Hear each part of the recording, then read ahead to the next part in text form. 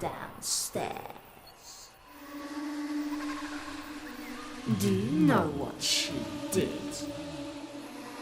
You know what that girl did.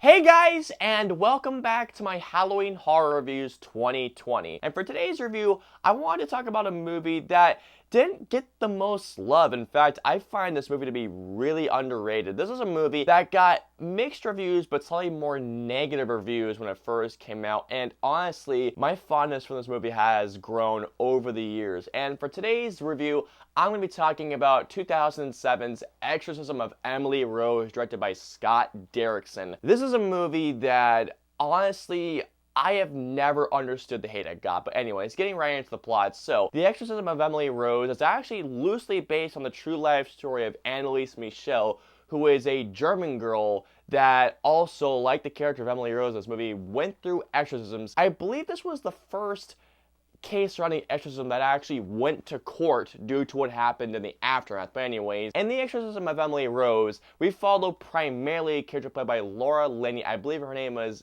Erin Brunner, if I remember correctly. And basically, Erin Brunner is a lawyer that takes up a case to defend Father Richard Moore, played by Tom Wilkinson, as after the death of Emily Rose, played by Jennifer Carpenter, he is essentially trying to get a non-guilty verdict. And what follows here is not only a really scary possession movie, but also a really compelling courtroom drama. Alrighty guys, so let's get into The Exorcism of Emily Rose.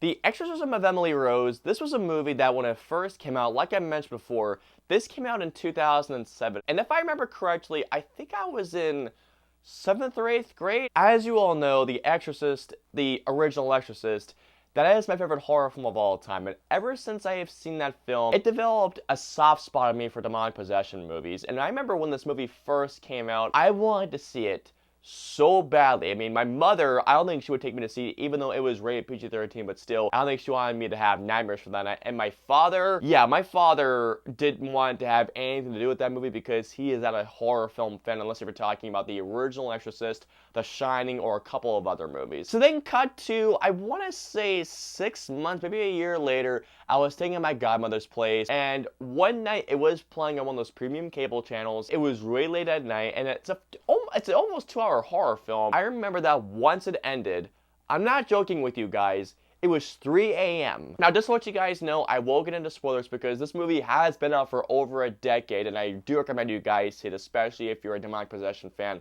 Well, a fan of demonic possession horror films, I should say. In one of the court hearings, Father Richard Moore, Tom Wilkinson's character, says that at 3 a.m. is essentially the demonic witching hour, which is a mocking of the Trinity hour at 3 p.m. And that's primarily the reason why I've been uploading these at 3 a.m. is because of a reference to this movie. And then, cut to years later, when I'm preparing for this review, I was rewatching this last night. I mean, this is uploading on Friday, but I was rewatching this movie last night, and 10 minutes before this movie ended, guess what time it was? 3 a.m.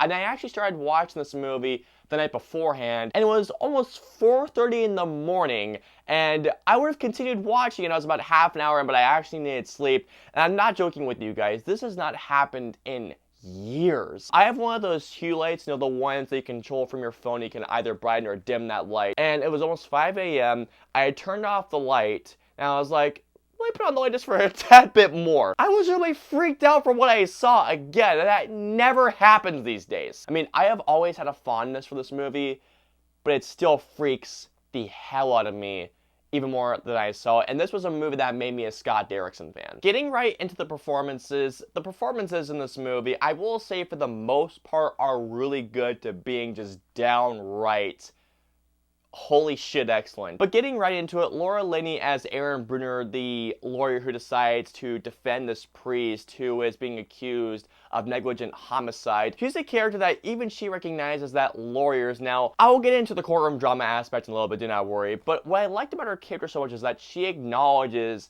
that she is an agnostic. Like, even though Father Richard Moore tells her, hey, you sound like something else rather more than agnostic, but she realizes that she is open to certain things. She is a character that just wants to help out a good person, even though she acknowledges that, yeah, her job has her defend bad people. Also, Tom Wilkinson as Father Richard Moore, I absolutely love him in this movie. This is an actor, Tom Wilkinson, I've always been a big fan of him. This was the movie that made me pay attention to him as an actor, especially during one of those exorcism scenes. I mean, there's only one exorcism scene in this movie. Obviously cares about this character, Emily Rose, played by Jennifer Carpenter, and he wants to do anything he possibly can. And even he recognizes that, hey, I'm trying to do what I can for you, but you should still have medical help, though, nonetheless. No one talks about his performance enough. By none, without a doubt, the best performance of this movie is Jennifer Carpenter. Holy shit. She gives a hell of a performance. All puns intended right there. Jennifer Carpenter doesn't have a lot of dialogue. In fact, the most dialogue that she has when she's not possessed is in the beginning of the movie, but everything else is a physical performance with some scared as shit emotional performances. This is a performance that I feel like that no one talks about. Honestly, Jennifer Carpenter's performance as Emily Rose is, if you ask me, is one of the scariest performances I have ever seen a horror film. She has to act scared shitless whenever these forces are surrounding her. She has to act all normal when she is normal. Then she has to act essentially as this person that's possessed by demons. And then she has to act as this terrifying demonic force whenever the possession scenes come about. And my God, did she nail every single one of these to the T. Now, I thought that the scenes where she contorts herself, I legitimately thought that was all done via CG. No. Scott Derrickson saw that she can contort her body. Like this scene?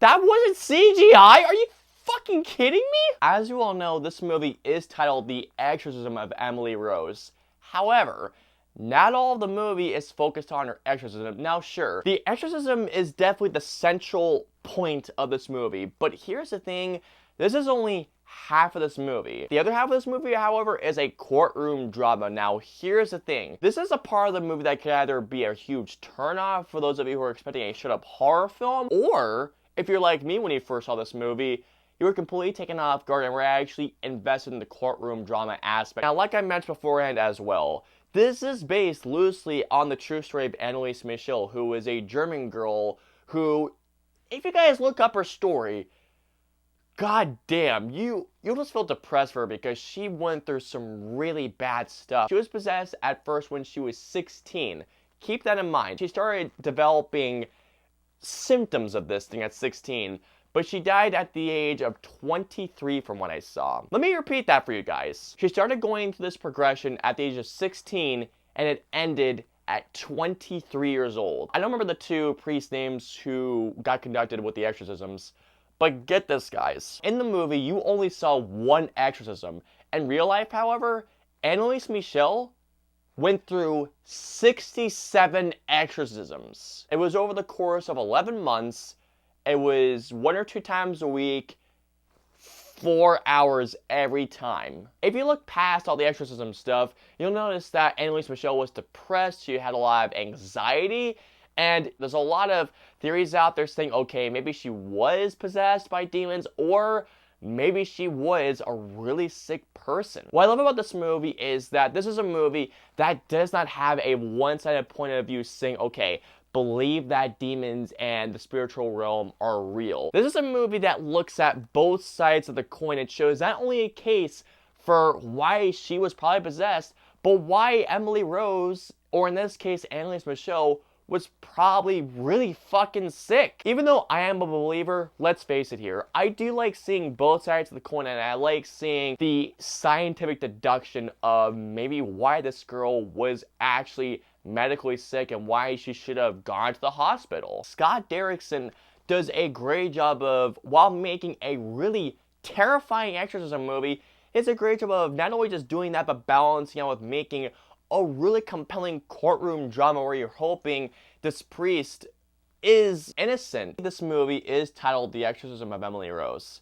And even though there is only one exorcism scene in this movie, other than the very first scene where Emily felt a force on her stomach, good God, but I gotta tell you guys, that ain't shit compared to the exorcism scene. The exorcism scene in this movie, without a doubt to this day, is still one of the scariest scenes I have ever seen in a movie. The tension, the cinematography, the direction that Scott Derrickson has, and the music from Christopher Young. Everything combined here with a terrifying performance from Jennifer Carpenter.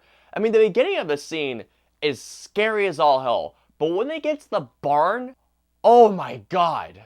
Dude, when she is speaking in different languages, it's just a big old no. I remember I was just going like this last time when I was watching this.